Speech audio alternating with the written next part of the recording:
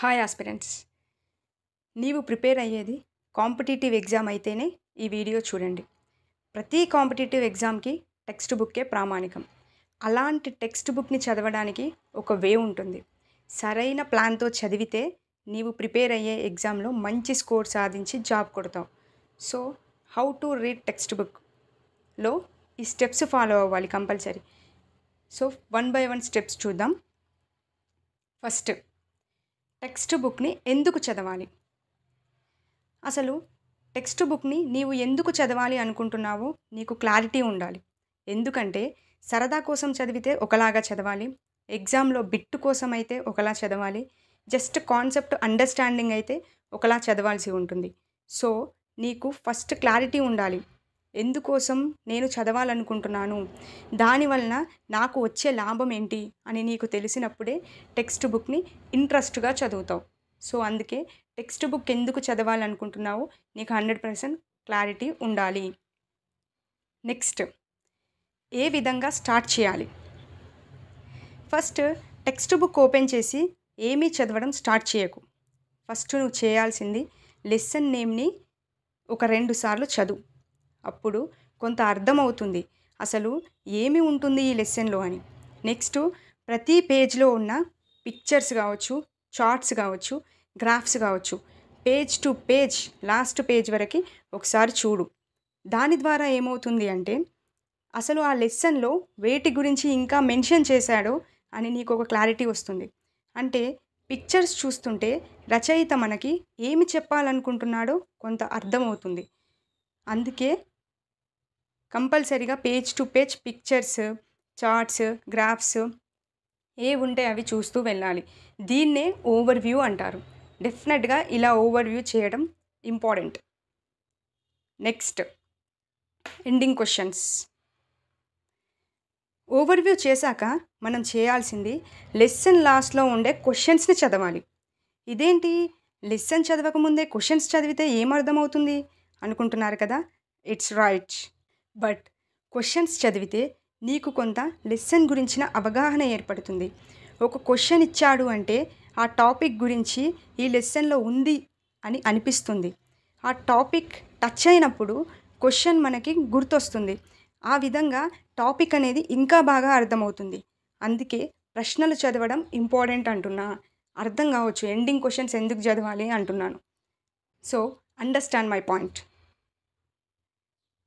Okay. Next, headings. ఒక లెసన్లో ప్రతి టాపిక్కి హెడ్డింగ్స్ ఇస్తాడు. ప్రతి లెసన్లో చాలా హెడ్డింగ్స్ ఉంటాయి. వాటిని కూడా పేజ్ టు పేజ్ హెడ్డింగ్స్ చదవండి. ఆ హెడ్డింగ్స్కి సంబంధించిన అంశం డీటెయిల్గా ఉంటుంది. అంటే అది నేర్చుకుంటాం అనే ఒక క్లారిటీ అనేది మనకి వస్తుంది. సో హెడ్డింగ్స్ అనేది ఇంపార్టెంట్. హెడ్డింగ్స్ డెఫినెట్గా చదవాలి. నెక్స్ట్, 5th స్టెప్లో first page to last page. ఇప్పుడు ఫస్ట్ పేజ్ నుండి లాస్ట్ పేజ్ వరకు ఒక లెసన్ని తీసుకొని లైక్ న్యూస్ పేపర్ లాగా 2-3 సార్లు చదవండి. తప్పకుండా చదవాలి. అలా ఫస్ట్ టు లాస్ట్ పేజ్ వరకు చదివితే ఆ కాన్సెప్ట్ ఏంటి అని ఒక 50% డెఫినెట్గా నీకు ఒక అవగాహన అనేది ఏర్పడుతుంది. సో ఫస్ట్ పేజ్ నుండి లాస్ట్ పేజ్ వరకు లైక్ న్యూస్ పేపర్ లాగా చదవండి. Next, 6th step, 1 page reading. This is most important. First page to last page చదివారు కదా, ఇప్పుడు ఫస్ట్ పేజ్ తీసుకొని line to line last line వరకు క్లారిటీగా చదవండి. అందులో ఇంపార్టెంట్ అనిపించే వాటిని హైలైట్ చేస్తూ చదవాలి. ఇలా ఆ పేజ్లో ఏమైనా కృత్యాలు ఇచ్చినా డిఎస్సికి ప్రిపేర్ అయ్యేవారైతే అందులో నుండి కూడా బిట్టు పడుతుంది. సో ఆ కృత్యాలను కూడా చదవాల్సిందే. ఆ పేజ్లో క్వశ్చన్స్ ఇస్తారు. అంటే ఇట్లా ఒక బాక్స్ వేసి ఆ కాన్సెప్ట్కి సంబంధించిన కొన్ని క్వశ్చన్స్ని మెన్షన్ చేస్తాడు. ఆ క్వశ్చన్స్ చదివితే ఏమవుతుందంటే ఆ క్వశ్చన్స్ అనేవి కూడా ఆ కాన్సెప్ట్కి సంబంధించినవే అయి ఉంటాయి. సో వాటిని మాత్రం అస్సలే స్కిప్ చేయకండి. ఆ క్వశ్చన్స్ మీకు మీరే వేసుకొని ఆన్సర్ చేయడానికి ట్రై చేయండి. ఇలా చేయడం ద్వారా 100% కాన్సెప్ట్ అనేది మీకు క్లారిటీ వస్తుంది. ఇలా అన్ని pages page to page important points highlight చేస్తూ చదవాలి. ఇలా హైలైట్ చేయడం ద్వారా రివిజన్ చేసినప్పుడు ఈజీగా తక్కువ టైంలోనే చాప్టర్ అనేది పూర్తవుతుంది. అందుకే 1 పేజ్ రీడింగ్ అనేది ఇంపార్టెంట్.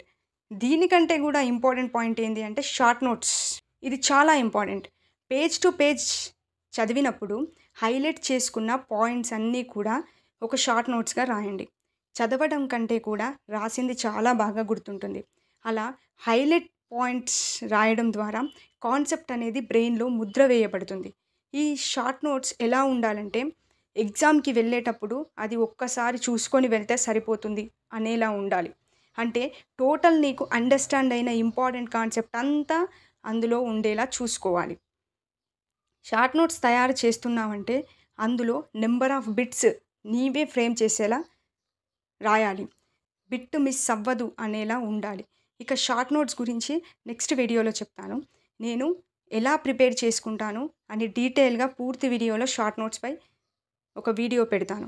ఓకే, డెఫినెట్గా షార్ట్ నోట్స్ అనేది రాసుకోవాలి. అంటే హైలైట్ చేసుకున్న ఇంపార్టెంట్ పాయింట్స్ అన్నీ కూడా నీకు ఏ విధంగా అండర్స్టాండ్ అయిందో ఆ విధంగా అయితే షార్ట్ నోట్స్ రెడీ చేసుకోవాలి. Okay, is it clear? Clear. Next, making bits. Highlight చేసుకున్న పాయింట్స్ నుండి షార్ట్ నోట్స్ తయారు చేసావు. తరువాత అక్కడ ఒక 2-3 పేజెస్ ఓన్గా బిట్స్ నీవే క్రియేట్ చేయాలి. ఆ థాట్ నీకు రావాలి అంటే నీవు ముందు చేయాల్సిన పని ఇప్పటి వరకు జరిగిన ప్రీవియస్ ఎగ్జామ్ పేపర్స్, నువ్వు ఏ ఎగ్జామ్కి ప్రిపేర్ అయితే ఆ ఎగ్జామ్ ప్రీవియస్ పేపర్స్ తీసుకో. ఆ పేపర్స్ అన్నింటినీ 1కి 2 సార్లు చదువు. ఇక్కడ నీ సక్సెస్కి ఇదే ఫస్ట్ స్టెప్ అవుతుంది. నీవు ప్రీవియస్ పేపర్స్ చదవడం ద్వారా నీకు ఎగ్జామినర్ బిట్ ఎలా ఫ్రేమ్ చేస్తున్నాడు, ఒక టాపిక్ నుండి బిట్టు పడింది అంటే ఆ స్టేట్మెంట్స్ ఎలా ఫ్రేమ్ అవుతున్నాయి, నేను చదివేవే కరెక్ట్గా ఉందా లేదైనా ఏమైనా చేంజెస్ చేసుకోవాలా అని నీకే అర్థమవుతుంది. లైక్ ఒక ఎగ్జాంపుల్ చూద్దాం. నీవు ఒక లెసన్ చదివావు. అదే లెసన్ నుండి ప్రీవియస్ పేపర్లో ఒక బిట్ వచ్చింది. ఆ బిట్ ఎలా ఫ్రేమ్ అయిందో చూడు. అప్పుడు నీకు చదివింది నీ ఎగ్జామ్లో యూజ్ అవుతుందా లేదా, నీ వే కరెక్ట్గా ఉందా లేదా, ఏమైనా చేంజెస్ చేసుకోవాలా అనేది కేవలం నీకు మాత్రమే అర్థమవుతుంది. So don't neglect previous papers. This is my advice to all aspirants. Previous పేపర్స్ని డెఫినెట్గా చూడాలి. ఒక కాంపిటేటివ్ ఫీల్డ్లో ఉన్నావు అంటే ప్రీవియస్ పేపర్స్ అనాలిసిస్ చేయండి. నువ్వు డైరెక్ట్గా చదువుతూ పోతుంటే నువ్వు ఎగ్జామ్లో వచ్చే బిట్ని కరెక్ట్గా ఆన్సర్ చేయలేవు. సో ప్రీవియస్ పేపర్ని డెఫినెట్గా అనాలిసిస్ చేయాలి.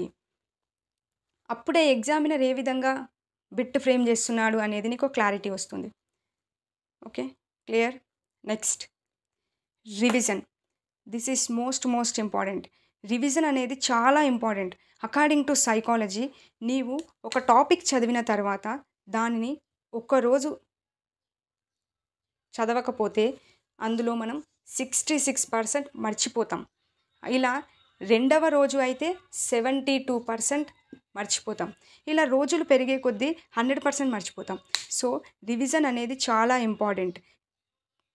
ఒక టాపిక్ ఈరోజు చదివితే దానిని నైట్ కంపల్సరీ నీ మనసులో నువ్వు గుర్తు చేసుకొని పడుకో. ఇలా రివిజన్ అనేది చాలా ఇంపార్టెంట్. నువ్వు ఎంత రివిజన్ చేస్తే నీకు కాన్సెప్ట్ అనేది అంత బాగా గుర్తుంటుంది. ఎగ్జామ్కి వెళ్ళే ముందు ఒక్కసారి చూసుకొని వెళ్తే సరిపోతుంది. సో రివిజన్ అనేది మోస్ట్ ఇంపార్టెంట్. రివిజన్ లేకపోతే నువ్వు ఎలాంటి కాంపిటేటివ్ ఎగ్జామ్లో కూడా సక్సెస్ కాలేవు. సో రివిజన్ ఒక్క టాపిక్ని నువ్వు 100 సార్లు రివిజన్ చేసినా సరే కానీ ఒకే బుక్ను 100 సార్లు చదువు. అదే రివిజన్. టాపిక్ ఏ టాపిక్ నువ్వు తీసుకుంటే ఆ టాపిక్ని రివిజన్ చేస్తూనే ఉండు. డెఫినెట్గా ఎగ్జామ్లో బిట్టు పడితే మాత్రం నిన్ను దాటి ఆ బిట్టు మాత్రం మిస్ అవ్వదు. ఇలా టెక్స్ట్ బుక్ చదివితే ఈ 9 స్టెప్స్ ఫాలో అయితే ఎనీ కాంపిటేటివ్ ఫీల్డ్లో సక్సెస్ వస్తుంది. అండ్ కాన్సెప్ట్ అండర్స్టాండింగ్ చేసుకుంటూ చదువు. కాన్సెప్ట్ అండర్స్టాండింగ్ బేస్డ్లో చదివితేనే మనం ఇప్పుడున్న ట్రెండ్ కాంపిటేటివ్ ఫీల్డ్లో సక్సెస్ సాధించగలుగుతాం. ఎందుకంటే ప్రతి బిట్ కూడా స్టేట్మెంట్లో పడుతుంది. జస్ట్ మనం 1 లైన్ ఆన్సర్ పడే బిట్స్ పోయినాయి. మొత్తం కాన్సెప్ట్ బేస్డే స్టేట్మెంట్స్లో పడుతున్నాయి. సో ఎవ్రీ కాన్సెప్ట్ను టెక్స్ట్ బుక్ తీసుకొని ఇలా చదివితే, ఈ 9 స్టెప్స్ ఫాలో అవుతూ చదివితే బిట్ అనేది డెఫినెట్గా మిస్ కాదు. ఈ 9 స్టెప్స్ ఫాలో అవ్వండి. వీడియో నచ్చితే లైక్ చేయండి అండ్ సబ్స్క్రైబ్ చేయండి. నెక్స్ట్ వీడియోతో మళ్ళీ కలుద్దాం. Thank you for dedicating your valuable time to my video. Thank you.